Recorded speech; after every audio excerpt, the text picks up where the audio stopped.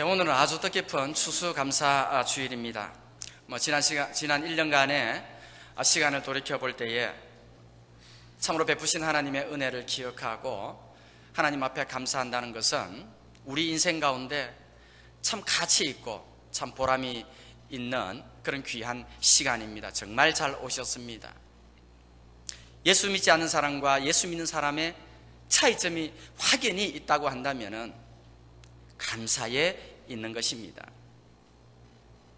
개인적으로도 그렇고 가정적으로도 그렇고 또 교회 가운데서도 베푸신 하나님의 크신 은혜를 다시 한번 기억할 수 있다면 참 감사로 영광 돌리지 않을 수 없는 것이죠.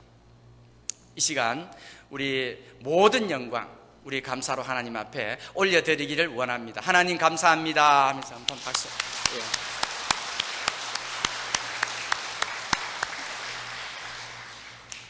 이 감사라고 하는 것은 해도 되고 안 해도 되는 선택의 문제가 아닌 것입니다. 감사는요, 하나님이 우리에게 명령하셨고 하나님이 우리를 향하신 분명한 뜻이 감사에 있는 것입니다.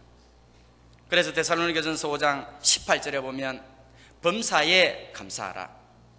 이는 그리스도 예수 안에서 너희를 향하신 하나님의 뜻이니라. 그렇게 말씀해 주고 있습니다. 좋을 때만 감사하는 것이 아니라 인간적으로 볼 때 좋지 않는 상황을 맞이한다 할지라도 감사할 수 있는 사람이 바로 우리 그리스도인이라는 것입니다. 디모데 후서 3장 1절과 2절에 보면은 말세에 고통하는 때가 쭉 기록이 되어 있는데 그 요소 중에 하나가 감사하지 아니하며 그렇게 말씀하고 있습니다. 오늘 이 추수감사 예배를 통하여서 우리의 감사 생활을 다시 한번 돌이켜보고 정말 감사로 다시 한번 회복하고 또 감사의 생활로 다시 한번 거듭나는 축복된 예배가 될 수 있기를 주님의 이름으로 축복합니다. 우리 음식점에 가서요 음식을 오더하고 기다리는데 빨리 음식이 나오면 좋겠는데 음식이 10분, 20분 정도 기다릴 때가 가끔 있죠. 그럴 때 찾아오는 배고픔으로 말미암아 원망과 불평이 나오게 될 때 우리는 기억해야 합니다. 오늘도 지구상에 27,000명의 어린이들이 하루에 영양실조로 죽어간다는 사실을 기억해야지만 되는 것입니다. 아이들이 엄마 아빠 아이폰 4, 5, 6 사달라고 요청할 때에 아이들이 기억해야 합니다. 오늘도 세계 인구 2분의 1 정도가 하루에 생활비 2불 이하로 살아가고 있다는 사실을 기억할 필요가 있습니다. 아침에 일찍 일어났는데 피곤해서 오늘 또 직장 가야 되는 거야 라고 할 때에 직장 생활 하고 싶지만은 직장이 없어서 집에서 가만히 쉬는 분들이 세계 인구 10억이 넘는다라는 것입니다. 감사해야 돼. 아리조나는 겨울이 천국이라고 그래요. 요즘 좀 추워졌어요. 아리조나 사는 이유 중에 하나가 겨울에 날씨가 따뜻하기 때문에 사는 이유가 있는데 아유 추워 왜 이래 추워 나도 알지 못하는 사이에 원망과 불평이 쏟아 나오기 시작하는 순간에 오늘 하루에도 지금 제가 숫자가 조금 약해요. 20만 명의 사람들이 불치병으로 죽어가고 있다는 사실을 기억하실 필요가 있는 것입니다. 오늘 예배는 왜 이리 설교가 길어? 귀 안 들어와? 혹시 그렇게 생각을 하신다고 한다면 오늘 이 지구상에는요 마음껏 하나님께 예배할 수 없는 사람들이 수억의 사람들이 핍박과 박해로 말미암아 정한 시간에 모여서 예배하는 일을 못하는 사람들이 많이 있다는 사실을 기억할 수만 있다면 우리는 범사에 감사할 수 있게 되는 것입니다. 감사해야 될 줄로 믿습니다. 감사로 주님 앞에 영광 돌려야 될 줄로 믿습니다. 오늘 주제는 감사입니다. 감사. 골로새 3장에 보면 그리스도인들이 살아야 할 그 삶의 원칙들을 쭉 설명하고 있습니다. 1절부터 4절까지는 목표를 높은 곳에 두고 살아라. 5절부터 11절까지는 육신의 소욕대로 살지 말아라. 12절에서 14절까지는 형제와 더불어 살아갈 때에 그 사랑이 유지가 되는 비결은 바로 용서에 있다. 용서하며 살아라. 그리고 15절 17절에 보면 감사하는 자가 되라. 무엇이 우리로 하여금 높은 곳에 목표를 두게 하며 육신의 소욕대로 살지 아니하고 용서를 통한 사랑의 삶의 원칙으로 나아가게 할 수 있느냐? 그것은 바로 감사의 생활에 있다라고 우리에게 말씀해 주고 있습니다. 일본의 경영의 신이라고 불리우는 마츠시다 고노스케라는 사람이 있었습니다. 이 사람은 우리가 잘 아는 파나소닉 전자회사의 회장이었습니다. 자신은 세 가지 은혜를 생각하며 감사한다고 했습니다. 나는 가난한 것이 감사하고, 나는 육신에 허약한 것이 감사하고, 나는 많이 배우지 못한 것이 감사의 제목이었다고 고백했습니다. 가난하고 육신이 허약하고 많이 배우지 못한 것이 어찌 감사의 제목이 될 수가 있겠습니까? 그러나 그분은 그 삶의 환경 속에서 감사의 제목을 발견하게 된 것입니다. 나는 정말 가난했기 때문에 부지런하지 않으면 잘 살 수 없다는 이 평범한 진리를 어릴 때부터 깨닫게 된 것이 감사했다라는 것입니다. 나는 육신이 허약했기 때문에 육체의 연습이 소중함을 깨닫고 몸을 잘 관리했다라는 것입니다. 이번에 1989년 94세의 일기로 타계를 했습니다. 20년 전이죠.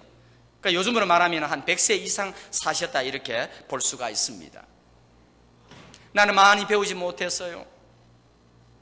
초등학교 4학년 중퇴 학력이 전부인 나는 내 주변에 있는 모든 사람을 다 스승으로 삼았기 때문에 그분들로부터 많은 지식을 배울 수 있게 된 것이 감사합니다. 그렇게 고백했습니다.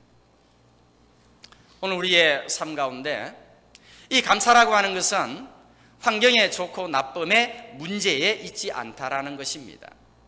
어떤 환경 속에서도 감사의 제목을 발견하는 사람이 있고 어떤 사람은 감사의 제목을 발견하지 못하는 사람이 있을 뿐이라는 것입니다. 환경이 문제가 아니에요.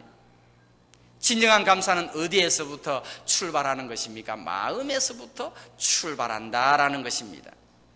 다윗은 고백했습니다. 감사로 하나님께 제사 드리는 자가 그 하나님을 영화롭게 하는 사람이라고 말씀해 주고 있습니다. 오늘 저와 여러분들이 처한 환경과 상황이 어떠합니까? 그 상황에 관계없이 내 마음속에 감사가 있다면, 그리고 그 감사를 가지고 하나님 앞에 예배할 수 있다면 진정 하나님께 영광 돌리는 축복의 자리, 축복의 예배가 될 줄로 믿습니다. 오늘 성경에 보면은 어떻게 하면은 감사하는 사람이 될 수 있는지에 대해서 말씀해 주고 있습니다. 첫 번째는요, 그리스도의 평강이 마음을 주장하게 하라는 것입니다. 오늘 본문 15절에 보면 그리스도의 평강이 너희 마음을 주장하게 하라, 그렇게 말을 하고 있습니다. 감사라는 것은 좋은 조건, 좋은 환경에 있지 않습니다. 우리 마음에 무엇을 담느냐에 따라서 우리의 감사의 질이 달라지게 되고 결정이 되어진다는 것입니다. 마가복음 7장 20절 23절에 보면 사람에게서 나오는 그것이 사람을 더럽게 하느니라. 속에서 곧 악독과 속임과 음탕과 질투와 비방과 교만과 우매함이니 이 모든 악한 것이 다 속에서 나와서 사람을 더럽게 하느니라. 사람이 믿음으로 살아가게 되면은 그 마음에서 쌓은 선에서 선한 말을 하게 되고, 사람이 그 쌓은 악에서 나도 알지 못하는 사이에 좋지 못한 말이 나오게 되는 것입니다. 사람이 선으로 마음을 삭게 될 때에 말이요 칭찬의 말이 나오고, 말이요 격려의 말이 나오고, 말이요 권면의 말이 나오게 되더라라는 것입니다. 그리스도의 평강이 여러분의 마음을 주장하게 될 때에 나도 알지 못하는 사이에 감사가 표현되는 거예요. 염려의 제목이 있습니까? 그것을 기도의 제목으로 바꾸십시오.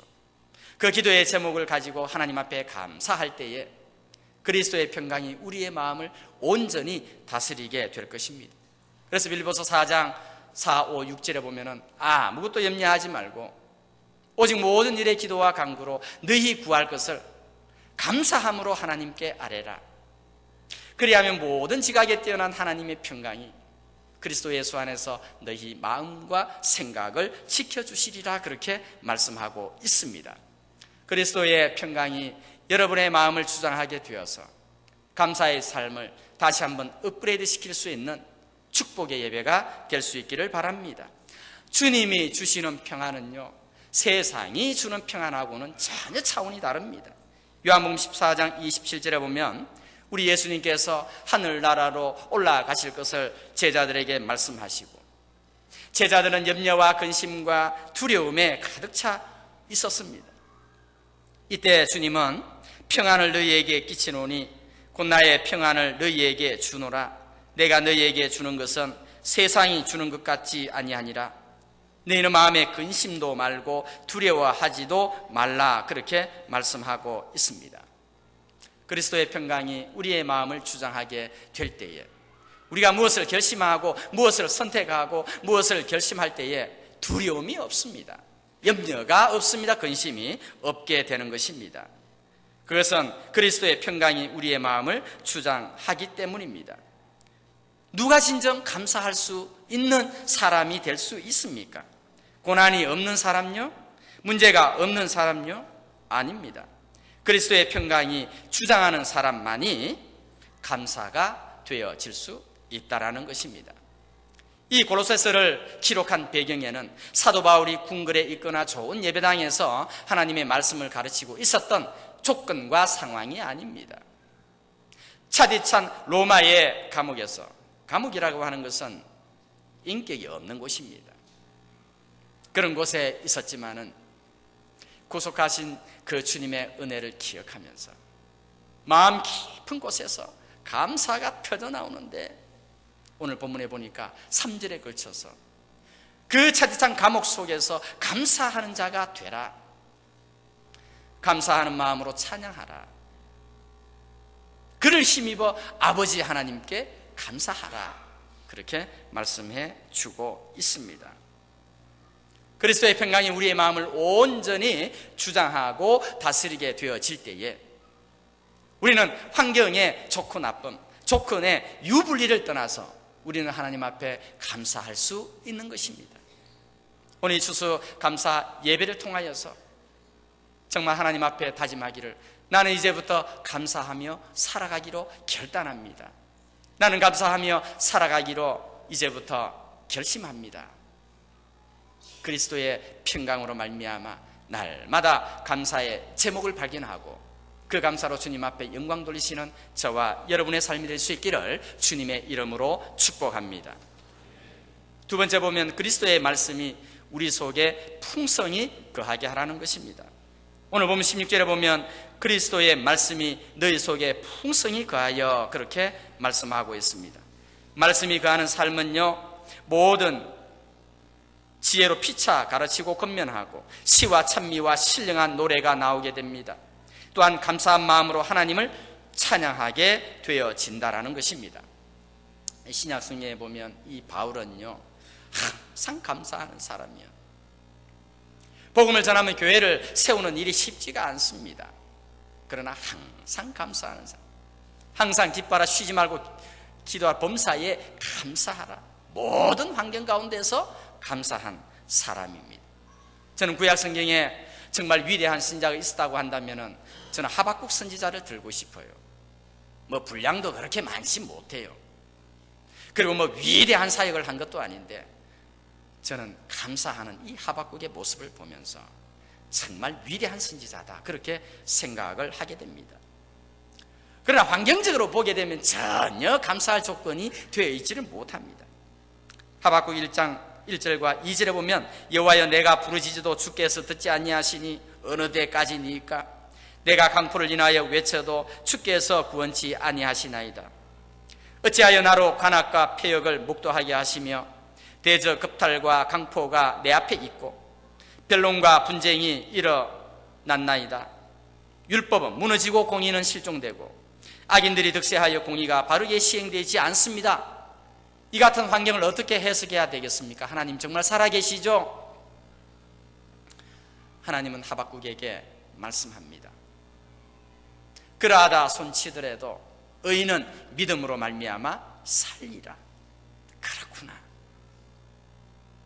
세상 흔들리고 세상의 사조가 변하여도 하나님의 자녀들은 믿음으로 말미암아 산다고 하는 이 약속의 말씀을 듣고는요, 그가 고백하기를 하박국 3장 17절에 보면 비록 무화과 나무가 무성치 못하며 포도나무에 열매가 없으며 감람나무에 소출이 없으며 밭에 식물이 없으며 우리의 양이 없으며 외양간에 소가 없을지라도 난 여호와를 인하여 기뻐하며 구원의 하나님으로 인하여 즐거워하리로다. 농경사회에서는 이 고백이 정말 가슴에 와닿았을 것입니다. 근데 우리는 과수원을 하지 않고 있거든요. 농경문화 속에서 살고 있지 않기 때문에 가슴에 와닿는 부분들이요 조금 덜할 수가 있어요. 나는 나의 비즈니스에 실패하여 인컴이 전혀 없고 은행 어카운트에는 재정이 바닥나고 있으며 지갑에는 캐시가 전혀 없을지라도 나는 기뻐하고 즐거워합니다. 정상이 아니죠. 정신적으로 조금 문제가 있죠. 그러하다 손치더라도 나는 하나님으로 인하여 즐거워하며 그 구원의 하나님으로 인하여 기뻐한다 그렇게 말씀하고 있습니다. 이 성경에 보면요 이 감사하라는 명령이 35번 나온다고 그래요. 그 중에 26번이요 시편 136편에 나와 있는데 다윗의 고백입니다. 이 다윗은요 말씀으로 인하여 찬양하고 말씀으로 인하여 감사하고 말씀을 높였어요. 그 마음속에 늘 주의 율례와 법도가 그 마음을 주장했기 때문에 사울의 죽임을 피하여 도망 다니면서 사망과 나 사이는 한 걸음밖에 없다고 하는 처절한 고통과 절규 가운데서도 놓치지 아니하고 붙들 수 있었던 것은 바로 감사에 있었다라는 것이죠. 여호와께 감사하라. 그 선하심과 인자하심이 영원함이로다. 창조주 하나님께 감사하라. 그는 선하시며 그 인자하심이 영원함이로다. 구속하신 그 은혜로 말미암아 여호와께 감사하라. 그는 선하시며 그 인자하심이 영원함이로다. 우리의 필요를 아시고 필요를 채워주신 그 하나님께 감사하라. 그 선하심과 인자하심이 영원함이로다. 그 속에요 감사가요 용솟음치게 돼요. 감사하라 감사하라. 신구약 성경 35번 중에서 26번이 시편 136편에 기록되고 있습니다. 다윗의 생애 아시잖아요. 그야말로 10수년 동안이나 사울 왕이 다윗의 목숨을 찾아 군사 3,000명과 함께 헤매이며 추적했던, 그리고 다윗은 추격을 당하였던 그런 삶 속에서도요 놓치지 않은 것은 바로 감사에 있었다라는, 우리의 삶이 아무리 환경이 힘들고 열악하다 손치더라도 감사만 놓치지 아니하고 붙들 수 있다면 우리에게 소망이 있음을 믿게 되시기를 주의 이름으로 축복합니다. 감사를 잊어서는 안 돼요. 다윗은 왕이 되었을 때도요 내가 누구며 내 집은 누구간데 나로 하여금 이스라엘 백성들을 다스리는 왕이 되게 하셨나이까. 앉아가지고 나는 왕 될 자격이 없는데 나는 누구면 내 집은 무엇이며 나로 하여금 이스라엘의 왕이 되게 인도하셨나이까. 감사가 있었어요. 감사가. 반면에 사울은요, 외모도 준수하고 처음에는 인격도 훌륭하였습니다. 문제가 무엇입니까? 감사가 없더라는 거예요. 감사가 있는 삶과 감사가 없는 삶은요, 확연히 달라지게 되는 거예요. 다윗은 나이 많아 기운이 지나여 열조에게로 돌아갔지만은 감사가 없는 삶은요, 그야말로 전장에서 비참하게 죽임을 당하는 우리가 사울의 모습을 살펴보게 되는 것입니다. 감사입니다. 감사. 청교도들이 1620년도 메이플라워를 타고 처음에 148명이 왔는데 오다가 또 한 48명 죽고 또 그 도착했지만 3개월 만에 너무너무 추워가지고 농사도 실패하고 먹을 것이 없고 추위로 말미암아 또 엄청난 사람들이 죽고 인디안에 기술을 전수받아 추수하여서 하나님 앞에 그들이 감사했습니다. 파손되지 않는 것 감사하고 많은 사람들이 추위와 질병으로 죽었지만 그럼에도 불구하고 3개월 동안의 항해 기간 중에 아기도 한 명 태어나게 하심을 감사합니다. 아기가 태어나는 게 얼마나 감사한지 몰라요. 요즘 우리 교회에서 이 아기들이 많이 태어나서 얼마나 감사가 되는지 몰라요. 이 세상에 행복한 사람이 누구입니까? 임신 8개월 된 새댁이 아이를요 등에 업고 다니는 그 모습이 세상에서 제일 행복하다라는 거예요. 등 따쓰고 배부르거든요. 아기를 낳는 게 얼마나 복이냐.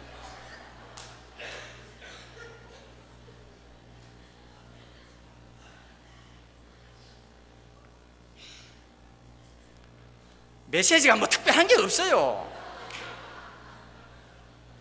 해 아래 무슨 새 것이 있겠어요. 다 말씀 가운데 있는 것이지. 그럼에도 불구하고 하나님께서 1년 동안 베푸신 그 은혜를 하나하나 발견하면서 하나님 앞에 감사 예배 드린 것이 근세의 추수감사주일의 유래가 아니겠습니까? 워싱턴 대통령이 제정하고 링컨 대통령이 국경일로 삼아가지고 한 달 동안 거의 땡스기빙. 미국의 저력이 어디에서 나오는 것입니까? 아직까지는 감사에 있다 그렇게 생각이 들어요. Thank you so much, I appreciate. 항상 감사해요. 발음이 뭐 좀 이상하진 않죠? 돈 많이 들였어요. 저도 감사해요. 감사. 가정의 능력이 어디에서 오는 것입니까? 감사에 있는 것입니다. 할렐루야. 교회의 능력이 어디에서 오는 것입니까? 감사에 있습니다. 감사. 세 번째는요, 그리스도를 힘입어 감사하라는 것입니다. 오늘 보면 17절 하반절에 보면 그를 힘입어 하나님 아버지께 감사하라. 우리 힘으로 감사가 돼요? 감사가 안 됩니다. 죄로 오염되었던 우리의 육신의 본질은요, 원망 불평입니다.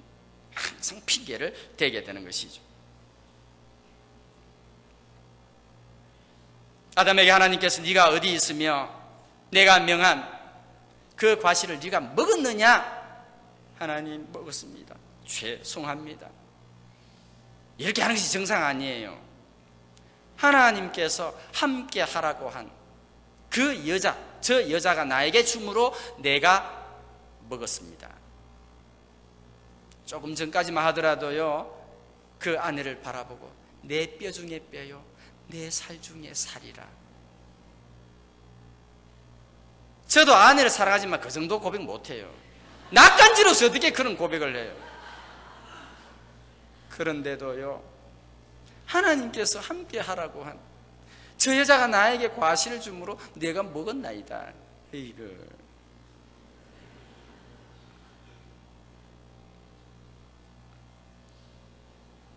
아담아, 네 동생 아벨이 어디 있느냐? 내 아우를 지키는 자니까 자기가 돌로 쳐 죽였으면서도. 이게 사람이라는 거, 사람. 그렇기 때문에 오늘 성경은요, 그를 힘입어 하나님 아버지께 감사하라 명령하고 있는 거예요. 그게 학습이 잘 되고 훈련이 잘 되어진다고 한다면은 그렇게 그리스도를 힘입어 그리고 감사하라고 3번씩이나 명령하고 있겠습니까? 잘 안 되니까 그런 거예요. 안 되니까. 그런데 감사를 하면요, 하나님께서 놀라운 축복의 문을 열어주시고 기적의 문을 열어주시게 되는 것입니다. 다니엘 6장 10절에 보면 이 다니엘이 바벨론 제국의 총리가 되었습니다. 그를 시기하는 사람들이요, 법령을 제정하기 위해서 방백들이 왕에게 나왔습니다. 이제부터는 어느 신에게든지 어느 사람에게든지 구하게 되면 그 사람은 반드시 사자굴에 던져지게 되리라 하는 이 조서에 왕이시여 의인을 찍으시옵소서. 항상 악인들은요 다수가 일어나는 거예요. 다니엘은 그 사실을 알았습니다. 그럼에도 불구하고 집에 돌아가서는 의인이 찍힌 것을 알면서도 전에 했던 대로 예루살렘으로 향하여 창을 열고 하루에 3번씩이나 뭐 했다고요? 기도하면서 그것도 무릎 꿇고 감사하였더라 그렇게 말하고 있습니다. 지금 다니엘은 감사할 상황이 아니에요. 사자굴에 던지움을 받을 수밖에 없는 그런 상황 속에서도요 감사를 붙들어 왕의 조서에 찍힌 대로 다니엘이 사자굴에 던지움을 받게 되었을 때 하나님께서 감사로 충만한 이 다니엘을 보호하시는데 그 사자의 입을요 막아버리는 거예요. 제가 묻습니다. 축복이 먼저입니까? 감사가 먼저입니까? 에? 기적이 먼저입니까? 감사가 먼저입니까? 감사가 먼저다. 감사가. 오병이어 역사를 일으키실 때에도 오병이어를 통하여서 5,000명을 먹이시고 12광주리를 남게 한 그 사건을 보게 되면 우리 주님께서 떡 5개 물고기 2마리, 야 그건 너무 적다. 이 많은 사람들에게 무슨 소용이 되겠느냐. 그렇게 하지 아니하시고 하늘을 우러러 떡 5개 물고기 2마리지만 하나님 앞에 살해했다, 감사했다라는 거예요. 그러니까요, 떡을 떼어주는데 쉼없이 떼어줘도 또 떡이 나오고 또 떡이 나오고 그런 기적의 현장이 되어질 수 있었다라는 거예요. 기적이 먼저입니까? 감사가 먼저입니까? 하나님, 우리 아들 좋은 대학에 합격시켜주면 하나님 앞에 감사하겠습니다. 이 문제만 해결하면 하나님 앞에 평생 감사하겠습니다. 문제 하나 해결되면 문제 하나가 또 생기지 않습니까? 상황과 관계없이 감사하면 축복의 문이 열리게 되는 것입니다. 감사하면 기적의 문이 열리게 되는 것입니다. 아침에도 감사, 저녁에도, 오늘 아멘 할 때까지 설교가 굉장히 길어져요. 지금 아침에도 감사, 점심때도 감사, 가족을 만났을 때 감사, 교회 올 때도 감사, 찬양할 때도 감사, 방송실에서 수고할 때도 감사, 하여튼 감사 계속이에요. 기적이 일어나고 하나님 나에게 축복해 주십시오. 그 축복을 받을 때 나는 평생 감사하겠습니다가 아니라 하나님 앞에 미리 감사하는 거예요. 미리 감사. 스펄전 목사님은 이렇게 고백했습니다. 촛불을 주신 하나님께 감사하십시오. 그럼 하나님은 별빛을 주실 것입니다. 별빛을 주신 하나님께 감사하십시오. 그럼 하나님께서 달빛을 주실 것입니다. 달빛으로 인하여 감사하십시오. 그러면 햇빛을 주실 것입니다. 햇빛을 주신 하나님께 감사하십시오. 그러면 빛이 비치지 않아도 환하게 항상 비치는 천국을 주실 것입니다. 그렇게 말씀하고 있습니다.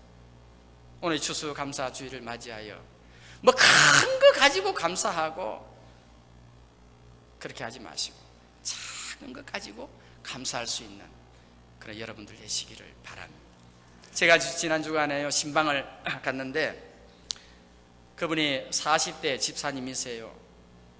이분이요 지난 주일에 식사 후에 럭비공을 던지고 받다가 받는 순간에요 그 왼손 이 새끼손가락이 조금 이렇게 다쳤어요.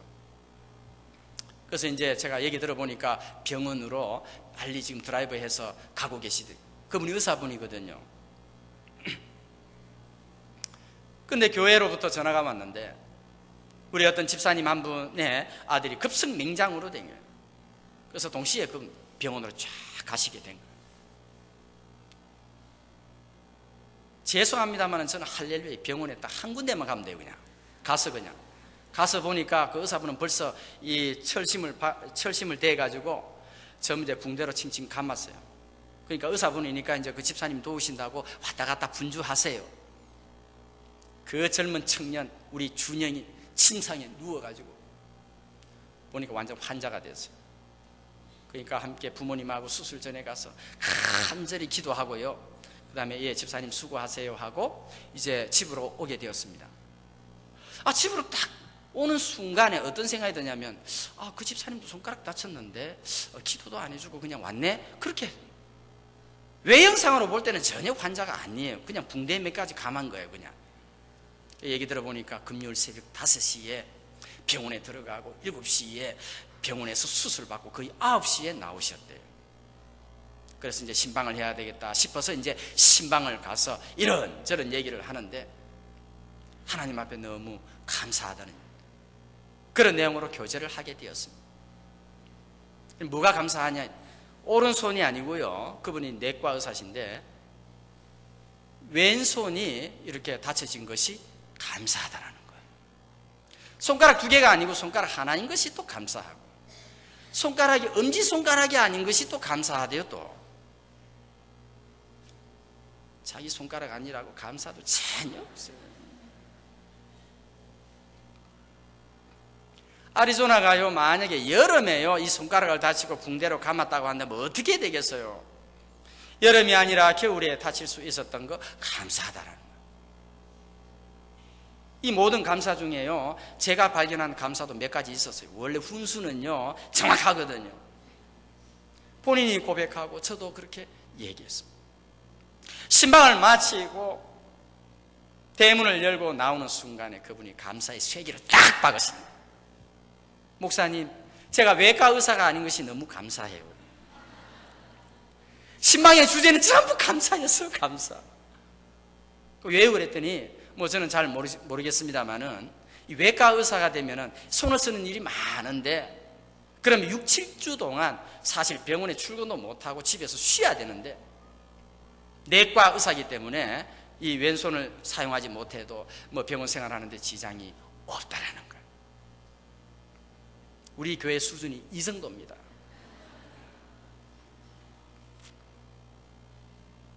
말씀을 맺겠습니다. 우리 그리스도인의 감사는 환경과 관계없습니다. 작은 일에 감사하시고 작은 일에 그 감사를 발견하여서 정말 하나님께 영광을 돌려주셔서 정말 감사의 그 귀한 영향력이 많은 사람들에게 또 번져나가게 되는 그런 축복의 개인 되시기를 바라고 감사의 가정 되시기를 바라고 감사의 우리 교회가 될 수 있기를 주님의 이름으로 축복합니다. 기도하겠습니다.